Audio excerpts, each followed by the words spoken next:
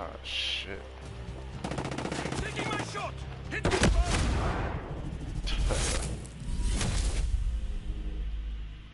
I probably should have switched guns.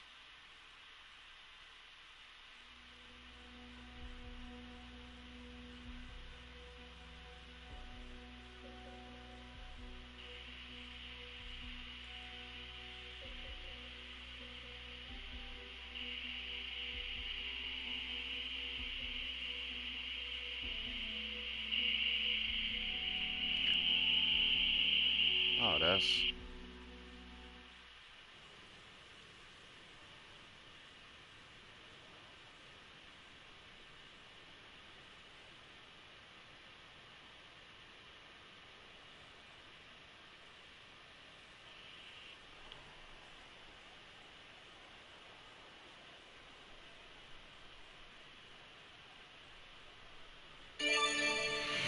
With Halloween just a few days away, parents might be worrying about sugar crashes and ruined bedtimes. But Consumer Report says there's something that might not have crossed your mind: toxic ingredients in kids' face paints and powders. Come on, Steve McCarran explains what to watch for. Something that With Halloween just a few days away, parents might be worrying about sugar crashes and ruined bedtimes. But Consumer Report says there's something that might not have crossed your mind: toxic ingredients in kids' face paints and powders. Come on, Steve McCarran explains what to watch for. Halloween is a time for spooky thrills, but toxic ingredients in some of your kids' face paints and powders are the real scare. Arsenic, cadmium, chromium, and lead were found in Halloween face paint kits as part of a 2016 investigation by the Breast Cancer Fund. And in 2020, the Environmental Working Group found asbestos in a toy makeup kit. Even small exposures to these toxins are dangerous. Lead, as we know, affects brain development, asbestos is a carcinogen, and cadmium is an endocrine disruptor linked to certain types of cancer and other health problems. Makeup and cosmetics are regulated by the U.S. Food and Drug Administration, so how do these dangerous toxins make it onto store shelves? Well, unlike its oversight of food or drugs, the FDA actually has very little power to regulate the safety of cosmetic ingredients. It surveys products that are already on the market, but it does not approve their safety beforehand. So what should parents do when a kid wants to be Dracula for Halloween? If kids insist on using face paints and powders, avoid ones with the darkest pigments. The Breast Cancer Fund study found those to contain a higher concentration of heavy metals. Consumer Report says your best bet might be to skip the store-bought stuff altogether. There are lots of do-it-yourself makeup recipes online that use face moisturizer, cornstarch, and natural coloring, so you know exactly what's on your child's skin. Steve McCarran, Come On News. Another concern: children are more than twice as likely to be hit and killed by a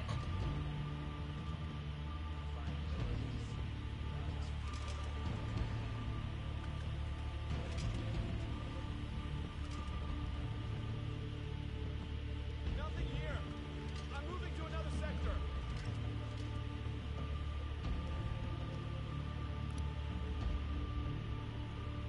Find whatever it is. Get out of this freaking cold.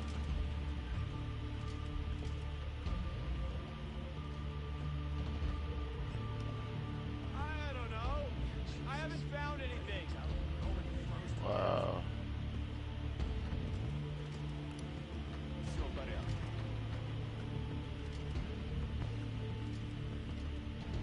Tonight we're just days from what will likely be the most expensive Halloween ever. Americans are expected to spend $10.6 billion with everything from costumes to candy costing more. In tonight's Money Watch, CBS's Carter Evans has some tips on how to save money. It's a clamor for costumes, and Americans are buying a different kind of mask this year. It is definitely saloon. Nurse Kamari Miller was taking care of COVID patients last Halloween. I think a lot of people feel more safe going out and like socializing. 69% of us are expected to celebrate this year, the most since the pandemic began. But people are on a tighter budget now. What's really frightening this Halloween? Inflation. Overall, candy prices are up 13%, in part due to high sugar costs. Some candy price increases are downright scary this year. Candy corn up 33%. Starburst up 35%, and Skittles up 42%. But in some cases, you're just paying for less, thanks to shrinkflation. It's really difficult to tell if the product has changed. We buy Halloween candy once a year, and now they have these oddball sizes. Who knows if they've changed since last year or not? A comparison of these Hershey's Kisses shows the updated, bigger bag actually has 2 ounces less. A Hershey spokesperson told us the packaging changes have been an industry practice for decades, and in this case, the changes to better store candy in the pantry. And pumpkin prices are also up this year. Get them, almost goddammit! 12%. And Tina's Pumpkin Patch in Los Angeles, they reluctantly raised prices. It's because every single facet of purchasing shipping has gone up. So where can you get a deal these days? Well, 2 national drugstore chains are offering buy one, get one deals on certain Halloween candy. That may be your best bet. Or you can just give out quarters. Might be cheaper than candy. Nora? Or hand out toothbrushes, Carter.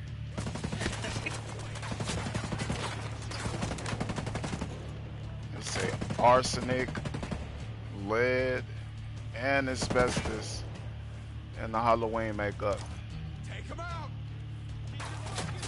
That's a hell of a concoction, if you ask me. All the usual suspects. Bam, failed the mission.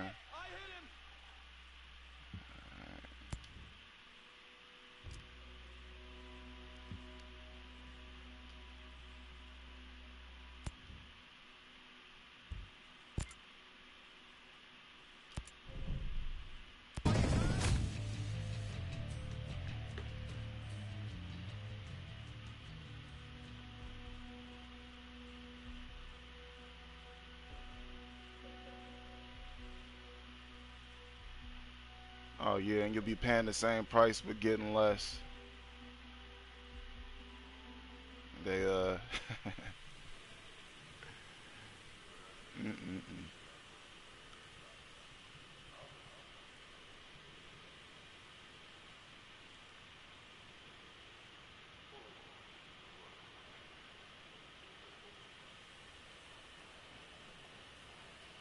Some news about microplastics.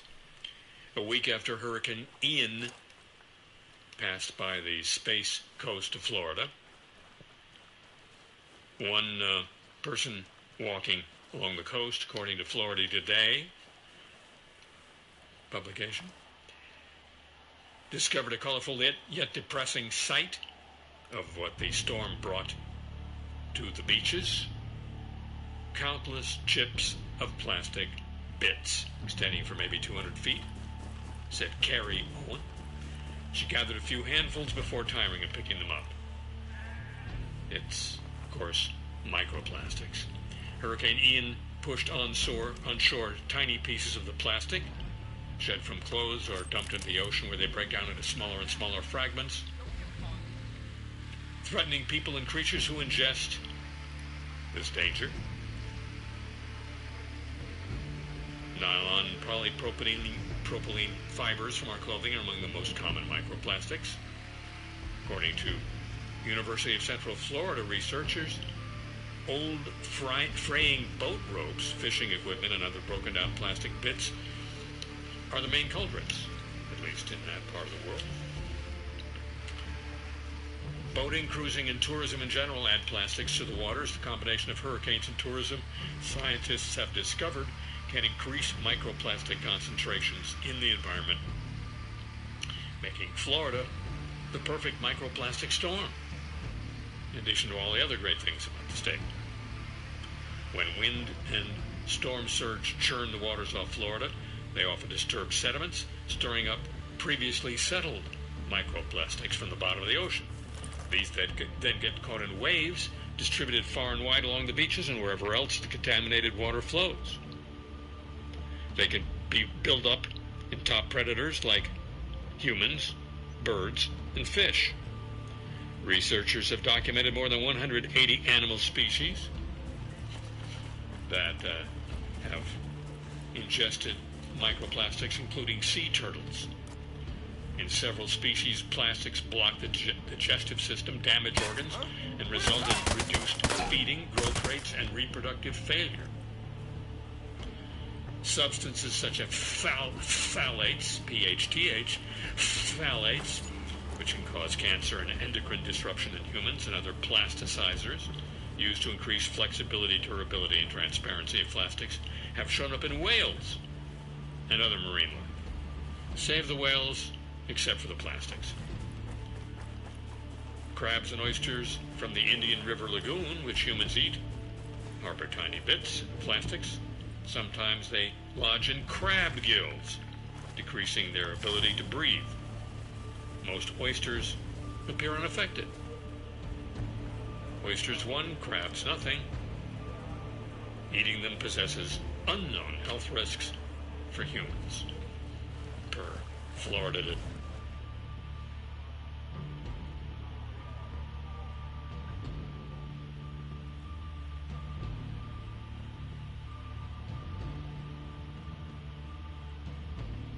A hospital network in Wisconsin and Illinois fears visitor tracking code on its websites may have transmitted personal information on as many as 3 million patients to Meta, formerly Facebook, Google, and other third parties.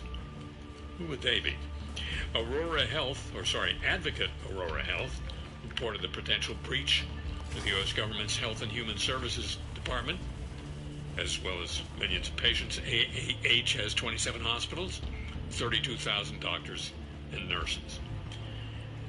It's saying it placed analytics code on its online portals, that's the way you reach it online, to get an idea of how many people visit and log into their accounts, what they use, and other info.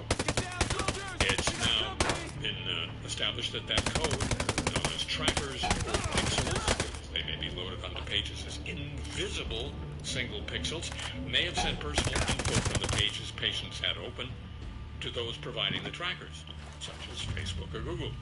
Again, this is from the Register. You might imagine these trackers simply transmit a unique identifier and IP address for the visitor. Some details about their actions on the site for analysis and record keeping. It turns out these pixels can send back all sorts of things, like search terms, your doctor's name, and the illnesses you're suffering from. In this case, the hospital system believes the data warrants raising an alarm. We decided to assume that all patients with an AAH MyChart account, as well as any patients who need or who use scheduling widgets on our platforms, may have been affected. What was taken depended upon what you were doing on the portals. So it sounds as though the trackers were logging individual activity on pages, like user searched for doctor, user booked appointment, etc., rather than blanket harvesting all patient records automatically. Users may have been impacted differently based on their choice of browser, the configuration of their browsers, their blocking, clearing, or use of cookies, whether they have Facebook or Google accounts, whether they were logged into Facebook or Google, and the specific actions taken on the platform by you, the user.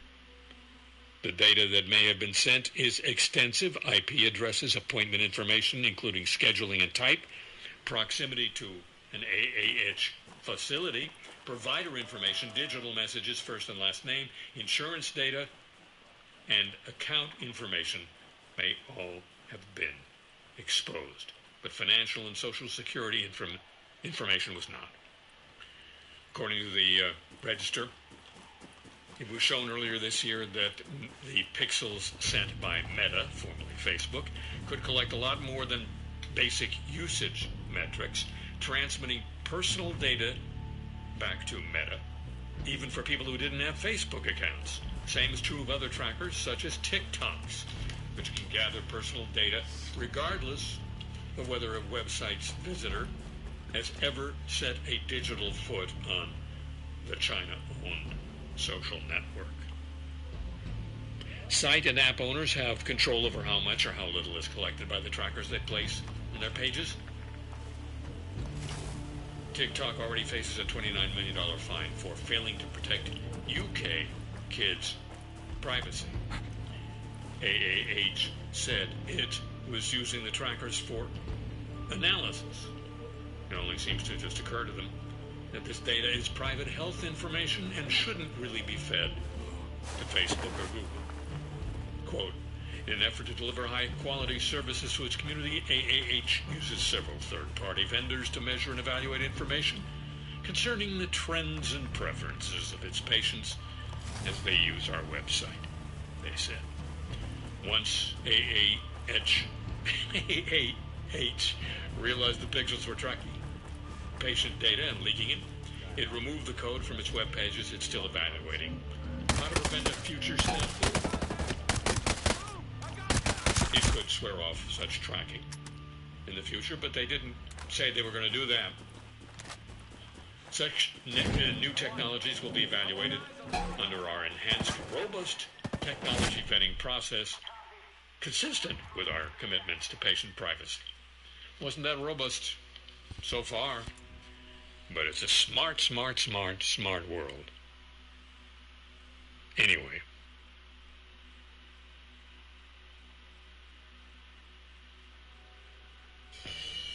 First, an update on the somewhat disturbing situation in Ukraine.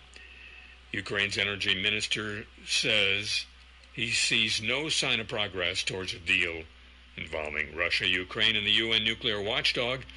The problem, of course, revolves around the Zaporizhia nuclear power plant being occupied by the Russians, being operated by the Ukrainians. That's cozy. The situation at the plant is a source of international concern because of fears that repeated shelling of the plant's territory. Kyiv and Moscow blame each other for that. Could lead, to a nuclear accident. Yes, it's out of the news. Red, activating adrenaline surge.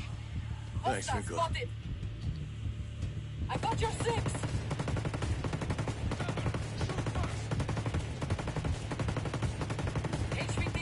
Their power plants, quote, are too difficult and too expensive to be a viable long-term solution for climate change. Unquote. That's not, nobody. It's somebody. It's Gregory Jaczko, who chaired the commission, the Nuclear Regulatory Commission, under President Obama. Quote, as they get older, they become more unreliable. Unquote. He's speaking of nuclear plants. And people. No, but nuclear plants. He said it changed his view about nuclear power after he led the Nuclear Regulatory Commission's 2011 response to the disaster in Fuke. You remember what happened there? Quote, we have to stop pretending accidents aren't going to happen, Jaczko says. It's not likely, and it's probably not going to happen tomorrow, but it probably will happen at some point in the future. This, unquote, this comes up regarding the Turkey Point nuclear plant built in the late 60s, just south of Miami. The Nuclear Regulatory Commission allowed the facility to operate until 2053. They got that authorization 3 years ago. That makes Turkey Point the first plant to receive permission to operate until it is 80 years old. But earlier this year, the Commission reversed the decision and pulled the extension back to the early 2030s. It's a rare victory for environmentalists sounding the alarm over aging nuclear plants. Quote, we're not opposed to nuclear power, we're opposed to unsafe nuclear power, quote, the executive director of Miami Waterkeeper, a local nonprofit group that filed a public complaint with the Commission about Turkey Point and its license extension.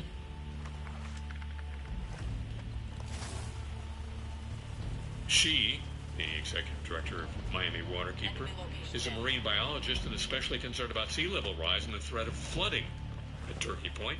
When the plant was built, the reactors were placed 18 feet above sea level, but since then the sea has risen 8 inches, and the pace, according to NOAA, is accelerating.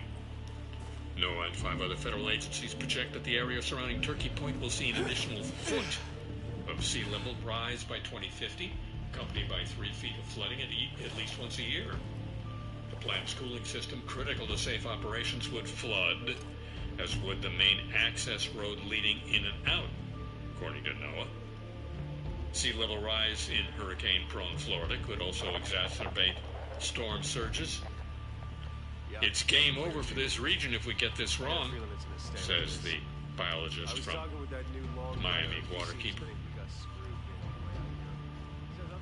The NRC tells NBC News it's had time to prepare for any issues caused by rising sea levels, because it occurs slowly enough that U.S. nuclear plants will have ample time to address the issue, says its reassuring statement. Florida Power and Light says in a statement, all our plants are designed to withstand earthquakes, hurricanes, and other natural events stronger than ever recorded in their respective regions, unquote. But that was not the case for the company's St. Lucie nuclear plant just up the coast from Turkey Point. After heavy rainfall in 2014, a reactor auxiliary building flooded with 50,000 gallons of water gushing in through electrical lines. Workers were able to safely operate the reactors, but the plant was in violation of federal safety regulations that require adequate flood barriers, according to documents filed with the NRC. Don't worry about it. Okay, you got it. According to a 2020 study by Johns Hopkins, 3 plants in the U.S., including Turkey Point, should be considered high risk because they could be near or completely surrounded by water, and they store spent nuclear fuel, described as an extremely hazardous material all of a sudden. Environmentalists have long been concerned about the nation's stockpile of spent fuel. It can be radioactive for thousands of years. About 1,500 metric tons of Turkey Point's waste is stored just adjacent to Biscayne Bay. Nuclear plants have up to 60 years after they shut down to dispose of their waste. Being cheap, too long to wait.